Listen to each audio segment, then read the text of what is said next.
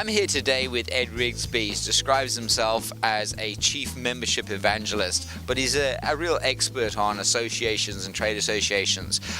Ed, good to be with you here at this time. Tell me, trade associations, they're going through financial times at the moment, and it's challenging, and there's also a lot of talk about mergers and acquisitions having an effect on membership. Is there really this loss of membership? Is it really an issue that people say it is? Well, I think membership is a big issue. A lot of association executives like to blame it on the times. A lot of association executives like to blame their membership loss on consolidations within the industry. One of the things that I try to get association executives to do is to look at what's the real cause. And what I believe in many cases, the real cause is the trade associations more than likely deliver a decent amount of value. However, they don't know how to measure that value. And when they can't measure the value, they don't have the ability to tell their members, here's the return on the investment, here's why it's a good business decision. They're still on the old saw of, you should join our association and support your industry. Okay, so how does a trade association figure out what the ROI is on membership then? There's there's several ways, but my favorite way is to do a live, what I call a member value process, which is a facilitated session. And basically, the best time's like at an annual meeting. You take a breakout or a concurrent session time, hour-and-a-half slot, and you usually get about 50 to 100 members in the room, and then we go through the different line items of membership. Usually most trade associations have on their website their benefit statement, and they really aren't the benefits, they're really the features. Right. So we take these various features, and then you get the members to keep adding and adding and adding, and then when everybody says, oh yeah, this is it, we got it up on the board, and this is all the things that are valuable, then we go through and start through a negotiation process.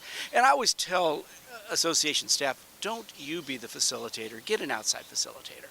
I mean, while it would be wonderful to be me, it doesn't have to be me, but it's the idea is the board members and the paid staff are too close. So somebody dispassionate and separate. Yes. Yeah. And then you go through each item and you discuss with the people, and you come to some kind of agreement. Doesn't have to be 100% consensus, that the number is X. And you go through each of them, and sometimes the number is going to be 0.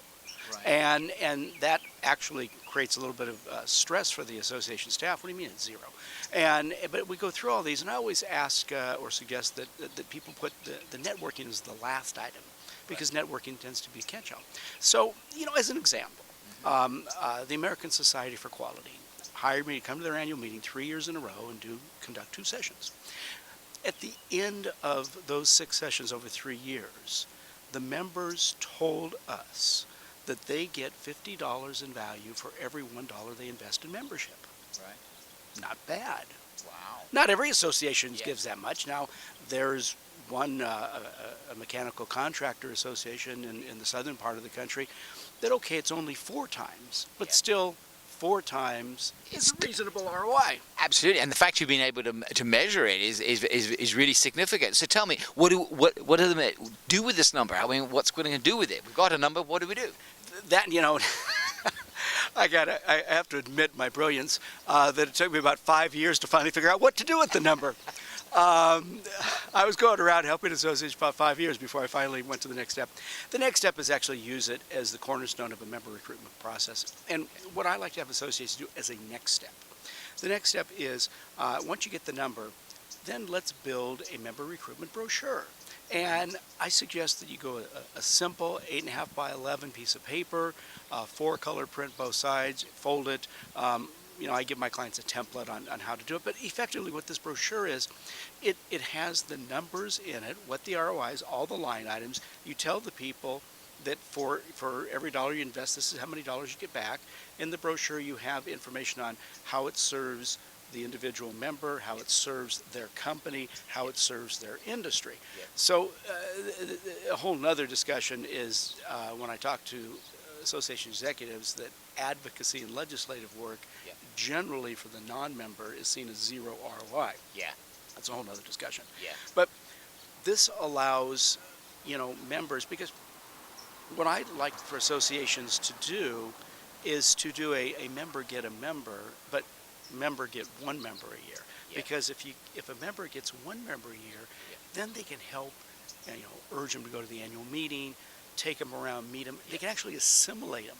Yeah. So for a member to have a discussion with a person, the way most discussions go out there in the marketplace that are members of associations talking to their colleagues, you really should join the association. Well, why? Well, because you need to support the industry.